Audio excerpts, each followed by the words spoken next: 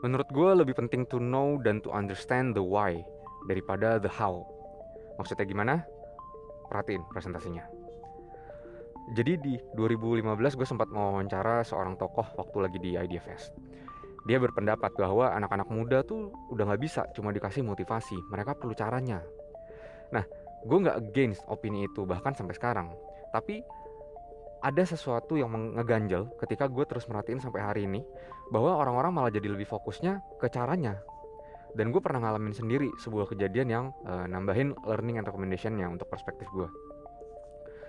Jadi gue tahun 2020 kena PHK karena efisiensi yang dilakukan perusahaan waktu awal-awal pandemi.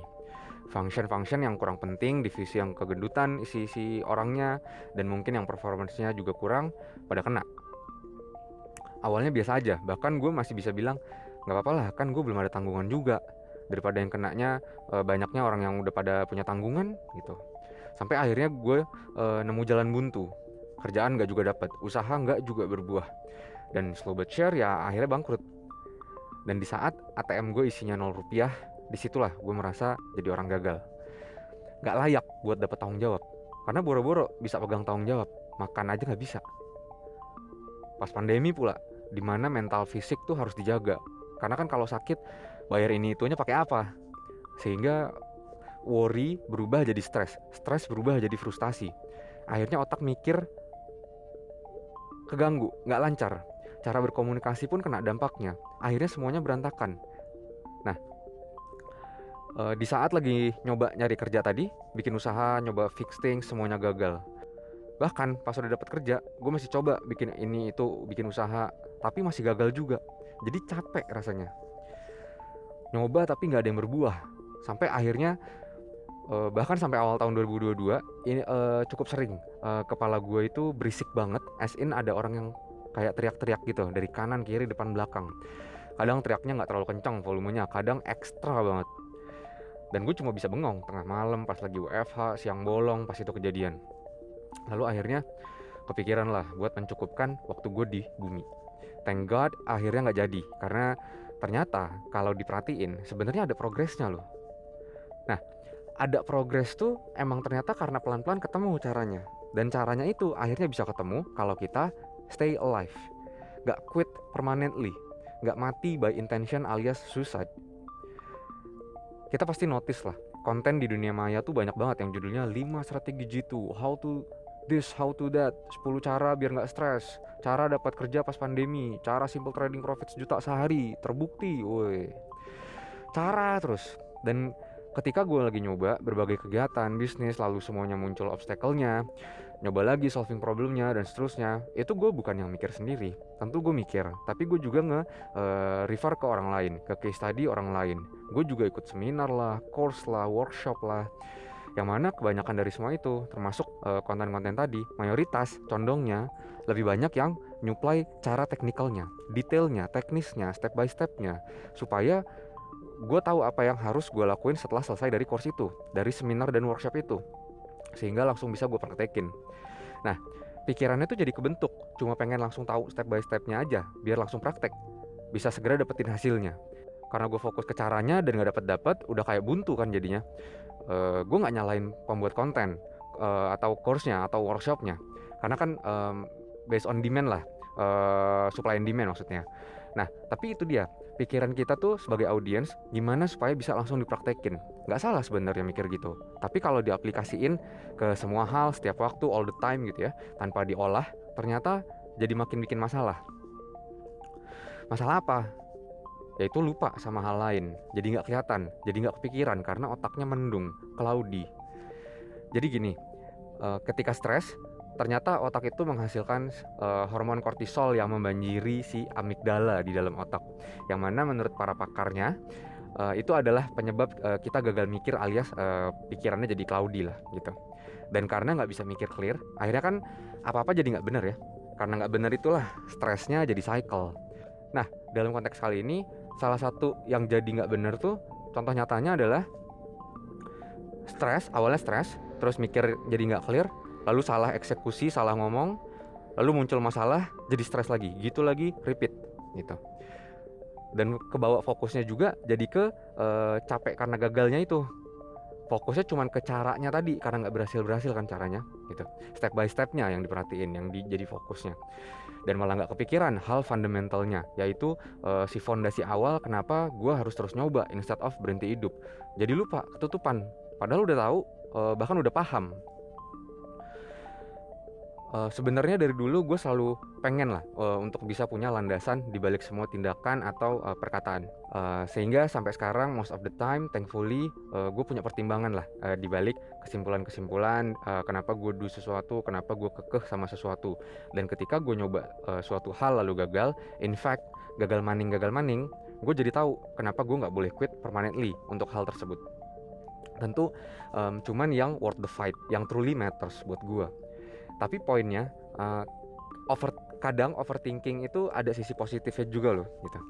Gue jadi tahu kenapa gue milih X at the first place. Gue jadi tahu kenapa gue ngelakuin X. Gue paham kenapa gue butuh hal tersebut. Gue jadi paham kenapa gue ngomong X, Y, Z.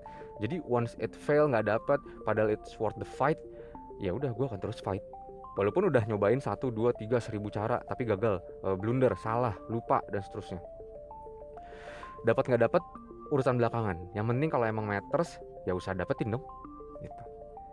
Ada yang tahu nggak jumlah entrepreneur di bumi ini ada berapa? Roughly aja, sedikit. Sekian persen doang ini kalau dari temuannya Kata Data. Di Indonesia malah lebih kecil. Simply karena nggak gampang emang ngebangun bisnis itu. Jalannya nggak gampang. Tapi orang-orang yang akhirnya achieve, nggak selalu soal materinya ya, yang achievementnya ya. Itu mereka nggak mundur, walaupun caranya nggak gampang. Mereka nggak berhenti karena mereka berpegang sama sesuatu yang lebih besar dari sekedar teknis, tactical, step by step teknisnya, yaitu visinya, cost-nya, why-nya, X-factor-nya. X-factor dibalik produknya, kenapa dibalik action dan words-nya, dibalik keep trying-nya, dibalik eksperimennya, dibalik refuse to quit-nya, dibalik inovasinya. Dan gue nemu si X-factor tadi tuh kebanyakan hanya dari orang-orang yang bisa dibilang lebih dewasa dari gue, karena menurut gue mereka yang udah terbukti secara waktu dan timeline hidup. Pengusaha, founder startup, bahkan sampai orang-orang zaman dulu kayak raja, kerajaan, investor, ilmuwan dan seterusnya. Karena gue lumayan suka sama yang berbau sejarah kalau salah gitu-gitu. Mereka terbukti lah bahwa si X factor-nya tadi lah yang bikin mereka nggak quit hingga akhirnya along the way bisa achieve greater things, bisa ketemu jalannya, caranya, step by stepnya gitu, bisa achieve sesuatu yang besar, yang lebih besar, cost-nya buat mereka, yang valuable buat mereka, padahal jalannya nggak gampang, padahal sering gagal gitu. Nah, akhirnya gue jadi keinget ketika tahun 2015 menjelang lulus tuh gue sempat nyoba apply internship gitulah di salah satu startup di Silicon Valley. Itu bukan Silicon Valley tapi Silicon Valley ya, itu istilah zaman dulu waktu awal-awal startup. Dan itu gue di interviewnya langsung sama founder, ya CEO-nya gitu, usernya tuh CEO-nya langsung gitu.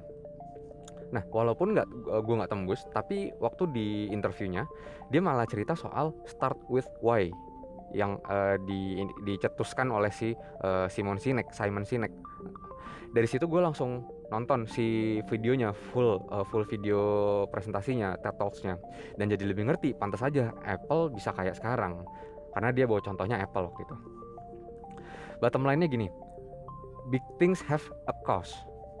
Ada why-nya di pusat dari yang dilakukan. Bahkan si Steve Jobs pun sampai walaupun dipecat dari perusahaannya sendiri, orang-orang pada turn back on him, tapi karena value-nya Apple tuh emang gak jauh dari dia, bahkan mungkin mengakarnya dari dia, dan dia juga mungkin yang bisa ngelihat atau ngerasain. Akhirnya dia balik lagi ke Apple buat ngegas lagi. Dan as a better team, stronger team, akhirnya cara solve-nya jadi ketemu ketika ada obstacle lagi waktu mau ngebawa Apple jadi lebih besar sampai sekarang. Dan akhirnya ya brandnya jadi lebih besar gitu ya, terus membesar bahkan sampai setelah dia berakhir waktunya di bumi. Nah, dari mereka itu the legitimate proof of not quitting jadi ngasih indikasi, clue, tanda bahwa cara step by step itu bisa didapetin along the way. Kalau kata Gojek tuh pasti ada jalan gitu. Cara gimana Sandiaga Uno, Warren, bahkan cara maling atau mungkin tutorialnya Ika DS ya, kalau pasti itu kita kopas aja kan, nggak pakai mikir kan, langsung pakai aja caranya gitu. Padahal selain kopas kita sebenarnya bisa invent sendiri dari hasil eksperimen, research, benchmarking, ngelihat ke kompetitor. Tapi anyway, cara step by stepnya itu bakal ketemu along the way, walaupun hasilnya kemungkinan besar tetap beda. Misalnya e-commerce A pakai cara yang dilakukan e-commerce B plus adjustment alias ATM lah, amati tiru modifikasi. Hasil akhirnya, impactnya most probably tetap bakal beda, karena faktor penentu hasilnya nggak cuma dari si caranya aja yang sifatnya taktikal ini. Dan kalau masih nggak sampai juga ke tujuannya, bahkan gagal, sampai capek banget karena fokusnya ke caranya aja, dan what? Nyerah kan? Lupa kan, nggak kepikiran kan sama why-nya gitu. Nah, kalau cuma fokus ke yang sebenarnya bakal ketemu itu, ternyata malah bisa bikin quit. Tapi kalau diimbangin sama yang susah ini, yang rare, yang unik, malah bisa terus progres dan ketemu caranya, step by stepnya. Apa itu? Yang nggak bisa dikopas, di ATM-in, yaitu reason, value, purpose, belief, mimpi, visi, why-nya yang nempel banget, yang dipahamin banget, yang di-value banget oleh seseorang yang matters buat seseorang. Armor suit-nya Iron Man itu bisa dibikin juga sama orang lain. Contohnya sama si Obadiah. Teknologi digitalnya juga bisa di ATM-in sama si Justin Hammer yang nge-modif Iron Man jadi suitnya itu jadi drone. Tapi mereka nggak akan bisa sama kayak Iron Man. Karena value-nya Iron Man itu ada di Tony Stark, bukan di Obadiah, Justin Hammer, bukan juga di Hulk pas pakai Hulkbuster, termasuk Iron Patriot atau War Machine lah. Tapi Tony Stark yang nyeleneh, yang nyenius, yang nggak nyerah, nyari cara keluar dari goa pas diculik dulu, yang dapat mimpi Thanos, yang super care sama Potts, yang love you 3000 ke anaknya, yang willing ngebawa rudal keluar orbit bumi, Avengers 1 tuh. Tapi jangan sampai salah persepsi. Gue nggak bilang cara step by stepnya itu nggak penting, tentu penting, apalagi kalau lagi ngomongin improvement, eksekusi, efisiensi, komunikasi dan lain-lain yang sifatnya itu ya tactical. Nggak cuma di bisnis ya, bahkan di banyak hal termasuk relationship, keluarga, interaksi di lingkungan. Tapi why-nya pun juga penting. Nah, tapi kalau sama-sama penting, artinya salah satu jadi less priority dong. Ya nggak gitu ngertiinnya. Ada waktunya. Di kantor ada project ya. Nah, harusnya dari situ udah kelihatan bahwa idealnya yang benar kan harus ada prioritas. Nah, di sini ketika kita di stage yang ngomongin soal cara, eksekusi, short term, maka tahu dan understand caranya lah yang jadi prioritas. Tapi pas sudah mulai habis napas, sudah pegel-pegel, udah sobek itu semua ototnya, mau mulai sesuatu, mau komit sama sesuatu, lagi bangkrut, caranya gagal terus, di momen itulah why-nya yang jadi prioritas. Intinya yang mau gue sampaikan adalah, kalau kita cuma fokus dengan how all the time, lama-lama kita bakal berhenti secara permanen. Kita perlu aware, understand, believe why it matters in the first place. Bisa berwujud apapun ya, gak cuman manusia doang. Yang kita butuhin the most adalah one killer reason, the thing that means the world to us, what fulfill us, what completes us, dibalik apa yang kita lakuin. Dan kita akan automatically progress terus. Again, kalau emang ada why-nya dibalik yang kita lakuin. Akhirnya jadi always progress. Terlepas di tengah jalan akan kesandung dulu, berhenti dulu, salah dulu, liquid dulu, blunder dulu, baru lanjut lagi. Dan yang gak kalah penting adalah ketika kita emang sebenarnya punya why-nya, usahakan prevent itu jadi ketutupan kabut karena stres. Karena si stres ini setelah gue makin explore dan ngalamin sendiri, ternyata emang bener-bener bahaya. Jadi kalau udah ngerasa stres, jaga si why-nya tetap kelihatan, biar nggak quit waktu lagi fight untuk dapetin cara untuk memprevent, manage dan stresnya, untuk improve, untuk fixing segala macamnya. Jaga terus supaya bisa mikir clear dan nggak berakhir dengan ngerugiin diri sendiri bahkan orang-orang sekitar. Nah, sampai sini hopefully udah lebih kebayang lah ya. Ketika ada yang bilang kalau cara eksekusi itu lebih penting dibandingin fondasi, atau sebaliknya, respon simpelnya adalah it depends. Mungkin maksud yang ngomong tadi tuh nggak gitu, tapi kita bisa bantu lurusin ke orang lain yang mengkonsum info tadi. Jangan sampai dia nelan mentah-mentah. Kelihatannya kayak ya ilah peduli amat ya. Tapi serius, sekitar kita tuh udah kebanyakan informasi, bahkan yang sepotong-sepotong, quotes, yang ditelan mentah-mentah. Jangan sampai orang sekitar kita, terutama anak-anak kita, jadi gampang menelan info mentah-mentah, gak pakai diolah. Pelan-pelan kita mulai biasain diri buat lebih ngefilter informasi. Dan sekali lagi, gue highly recommend untuk berpegang sama why-nya. even ketika cuma lo doang yang lihat sekarang ini. Jadi ketika lo lagi cloudy, pikirannya lagi stres, frustasi, bahkan mungkin lebih parah dari itu, sebenarnya lo nggak perlu quit karena takut, insecure, wajar kalau ngerasain itu. Tapi kalau lo punya atau bisa inget sama why-nya, lo bakal terus nyoba kok. Jadi nggak kepikiran quit permanently dan bisa nemu caranya untuk keluar dari got-nya. Bahkan nggak cuma untuk keluar dari got doang, tapi untuk improve hal-hal lain, sama kayak Steve Jobs tadi waktu balik ke Apple. Nah itu jadi win-win solution lah buat kita yang mungkin lagi diambang, lagi jatuh, lagi hancur, lagi takut, dilema, dan juga tentunya untuk orang-orang sekitar kita yang genuinely peduli sama kita gitu. Dan buat teman-teman terutama yang kena PHK pas pandemi, apalagi udah berkeluarga, terus ora et labora, ingetin diri lo kenapa lo mutusin buat berkeluarga, buat nikah, buat punya anak, buat berusaha. Jaga why-nya, jangan sampai kena kabut karena stres, bahkan frustasi, dan jadi kejebak di how-nya. Thank you.